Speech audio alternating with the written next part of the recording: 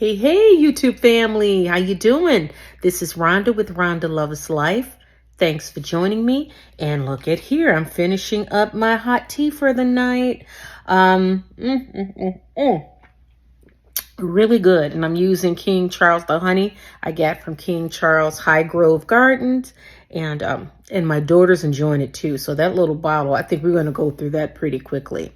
So I'm enjoying the tea. I hope you guys had a happy Mother's Day. I had a wonderful Mother's Day with my two. So to all the mothers out there, happy Mother's Day.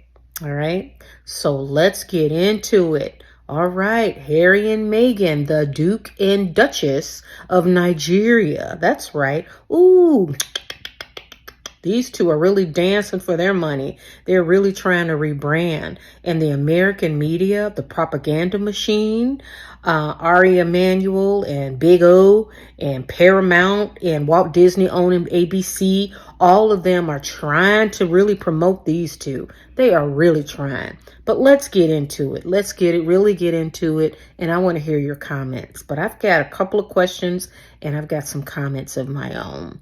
All right. First of all, I thought Harry was really concerned about his safety. So these two go to Nigeria, and I ran some numbers. I looked online. Nigeria has a population of 218 million as of 2022, and the poverty level is 38.8%. They're really poor.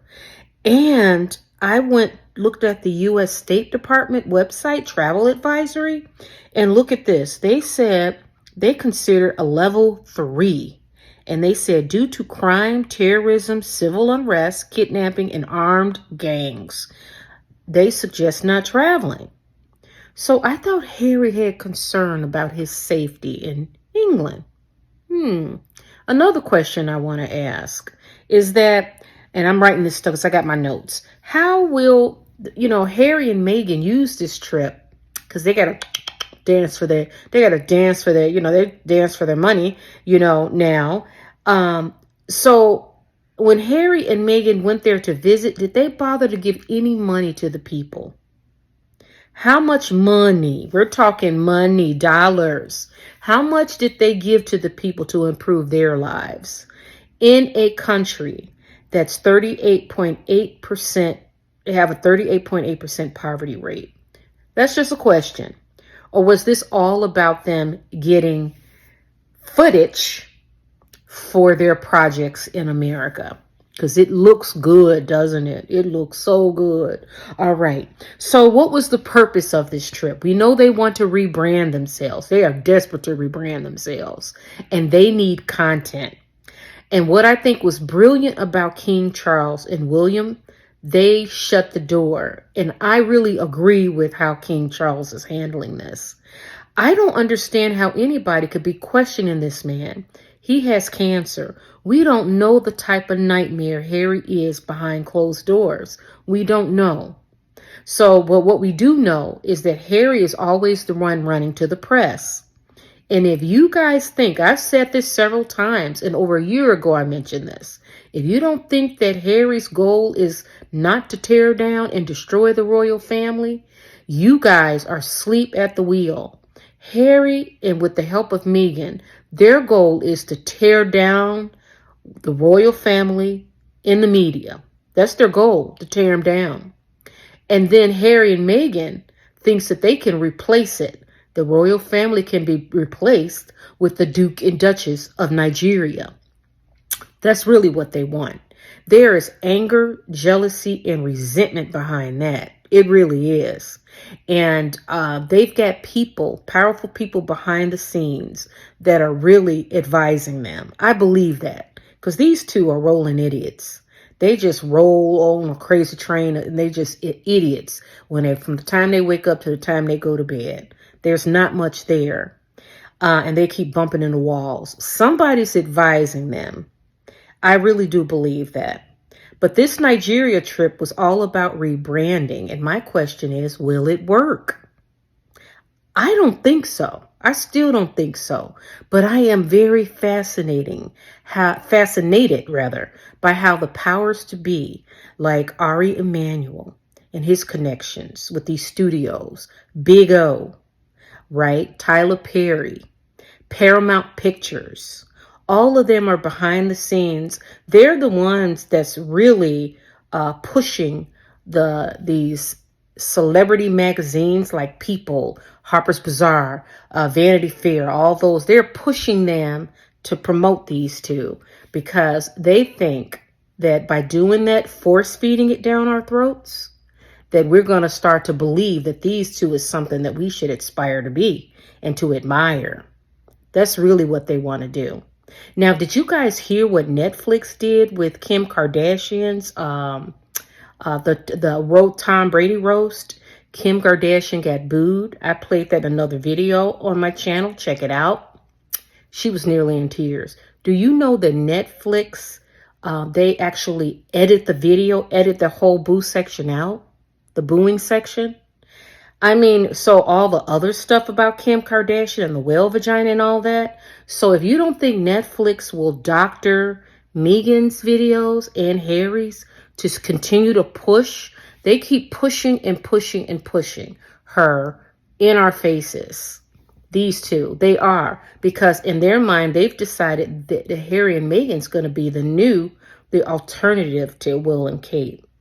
But it's going to be interesting to see because once Kate comes back and her, once she gets well and she and William and they're back into the, back working full time and being what they are, beautiful royals, it's going to be interesting to see how well this all works out. I can't wait to see. I really can't. I'm looking forward to it because I find it very fascinating. I would not have known just how closely tied our politicians, like the liberals and the media, those big companies that own Channel 7, 5, and 2, Google. Remember Google and the warrant, sometimes YouTube will squash opinions and stuff, and how I got in trouble because it looks like it went away. I don't want to go off on a tangent on that, but you really got to kind of watch what you say about Harry and Meghan, because if they feel as if you're attacking them, then they will accuse you of bullying. It's weird. So this is like the free speech. It is very fascinating how all of this, they all work together to try to control our thinking. That's why I don't believe anything the media says. And I want to tell you guys one more thing too. I'm starting not to believe what they say about Trump. Isn't that crazy? Is that not crazy? If I didn't see Trump from my own eyes when he talked about the Charleston, what was it, the Charleston riots or something? Charlottesville riots. And he said that there were bad people on both ends.